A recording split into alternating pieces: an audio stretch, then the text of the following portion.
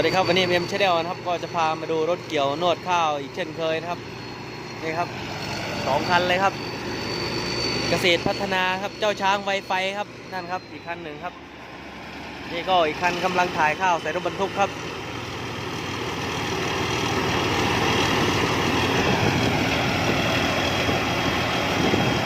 สำหรับท่านผู้ชมท่านใดนะครับที่เข้ามาชมคลิปนะครับอย่าลืมกดไลค์กดติดตามกดแชร์ให้ช่องเอ็มชาแนลของเราด้วยนะครับ